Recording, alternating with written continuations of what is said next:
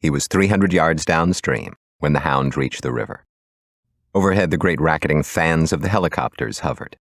A storm of light fell upon the river, and Montag dived under the great illumination as if the sun had broken the clouds. He felt the river pull him farther on its way into darkness. Then the lights switched back to the land. The helicopters swerved over the city again as if they had picked up another trail. They were gone. The hound was gone. Now there was only the cold river, and Montag floating in a sudden peacefulness, away from the city and the lights and the chase, away from everything. He felt as if he had left a stage behind and many actors. He felt as if he had left the great seance and all the murmuring ghosts. He was moving from an unreality that was frightening into a reality that was unreal because it was new. The black land slid by, and he was going into the country among the hills. For the first time in a dozen years, the stars were coming out above him in great processions of wheeling fire. He saw a great juggernaut of stars form in the sky and threaten to roll over and crush him. He floated on his back when the valise filled and sank. The river was mild and leisurely, going away from the people who ate shadows for breakfast and steam for lunch and vapors for supper. The river was very real. It held him comfortably and gave him the time at last, the leisure to consider this month, this year, and a lifetime of years. He listened to his heart slow. His thoughts stopped rushing with his blood. He saw the moon low in the sky now. The moon there. And the light of the moon caused by what? By the sun, of course. And what lights the sun? Its own fire. And the sun goes on day after day, burning and burning. The sun and time. The sun and time and burning. Burning. The river bobbled him along gently. Burning. The sun and every clock on the earth. It all came together and became a single thing in his mind. After a long time of floating on the land, and a short time of floating in the river, he knew why he must never burn again in his life.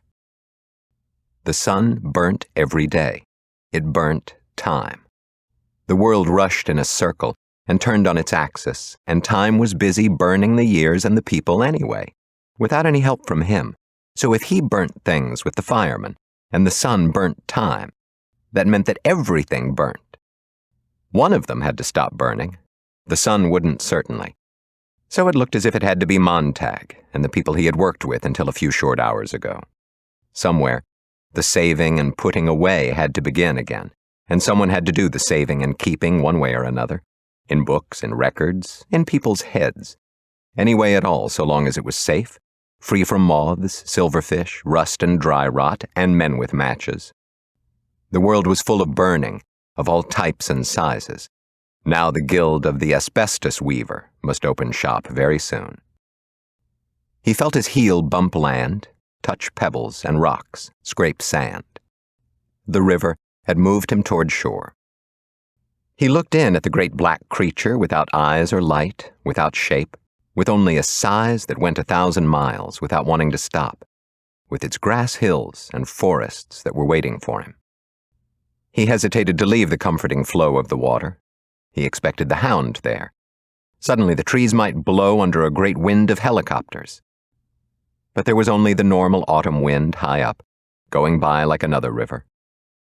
Why wasn't the hound running? Why had the search veered inland? Montag listened. Nothing. Nothing. Millie, he thought. All this country here. Listen to it. Nothing and nothing. So much silence, Millie. I wonder how you'd take it. Would you shout, "Shut up, shut up"? Millie. Millie. And he was sad. Millie was not here, and the hound was not here. But the dry smell of hay blowing from some distant field put Montag on the land. He remembered a farm he had visited when he was very young, one of the rare few times he discovered that somewhere behind the 7 veils of unreality, beyond the walls of parlors and beyond the tin moat of the city, cows chewed grass, and pigs sat in warm ponds at noon, and dogs barked after white sheep on a hill. Now the dry smell of hay, the motion of the waters, made him think of sleeping in fresh hay in a lonely barn, away from the loud highways, behind a quiet farmhouse, and under an ancient windmill that whirred like the sound of the passing years overhead. He lay in the high barn loft all night, listening to distant animals and insects and trees, the little motions and stirrings. During the night, he thought, below the loft, he would hear a sound like feet moving, perhaps. He would tense and sit up. The sound would move away.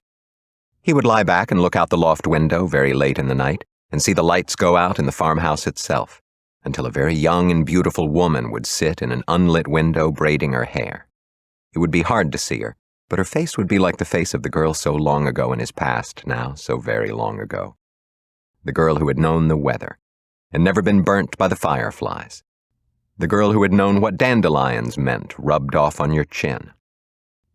Then she would be gone from the warm window and appear again upstairs in her moon-whitened room.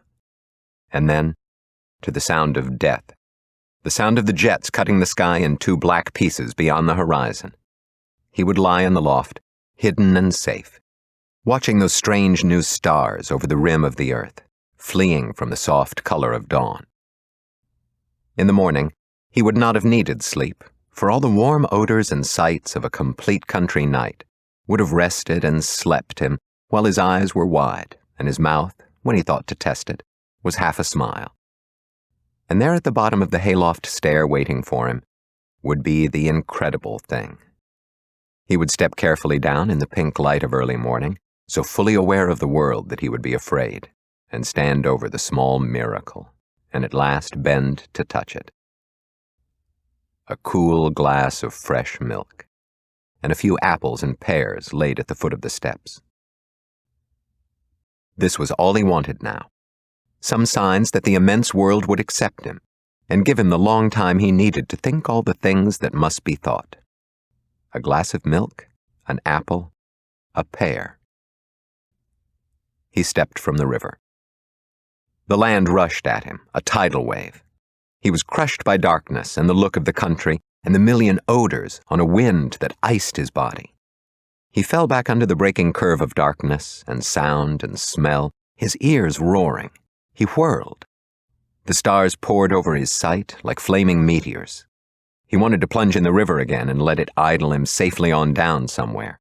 This dark land rising was like that day in his childhood swimming, when from nowhere, the largest wave in the history of remembering slammed him down in salt mud and green darkness, water burning mouth and nose, retching his stomach, screaming. Too much water. Too much land. Out of the black wall before him, a whisper. A shape. In the shape, two eyes. The night looking at him, the forest seeing him. The hound. After all the running and rushing and sweating it out and half drowning to come this far, work this hard and think yourself safe and sigh with relief and come out on the land at last, only to find the hound. Montag gave one last agonized shout, as if this were too much for any man. The shape exploded away, the eyes vanished. The leaf piles flew up in a dry shower. Montag was alone in the wilderness. A deer. He smelled the heavy musk, like perfume, mingled with blood and the gummed exhalation of the animal's breath, all cardamom and moss and ragweed odor in this huge night, where the trees ran at him, pulled away, ran, pulled away, to the pulse of the heart behind his eyes. There must have been a billion leaves on the land. He waded in them, a dry river smelling of hot cloves and warm dust. And the other smells. There was a smell like a cut potato from all the land, raw and cold and white from having the moon on it most of the night. There was a smell like pickles from a bottle and a smell like parsley on the table at home. There was a faint yellow odor like mustard from a jar. There was a smell like carnations from the yard next door. He put down his hand and felt a weed rise up like a child brushing him. His fingers smelled of licorice. He stood breathing, and the more he breathed the land in, the more he was filled up with all the details of the land. He was not empty. There was more than enough here to fill him. There would always be more than enough. He walked in the shallow tide of leaves, stumbling. And in the middle of the strangeness, a familiarity. His foot hit something that rang dully. He moved his hand on the ground, a yard this way, a yard that. The railroad track. The track that came out of the city and rusted across the land, through forests and woods, deserted now by the river. Here was the path to wherever he was going. Here was the single familiar thing, the magic charm he might need a little while, to touch, to feel beneath his feet as he moved on into the bramble bushes and the lakes of smelling and feeling and touching, among the whispers and the blowing down of leaves. He walked on the track. And he was surprised to learn how certain he suddenly was of a single fact he could not prove. Once, long ago, Clarice had walked here, where he was walking now.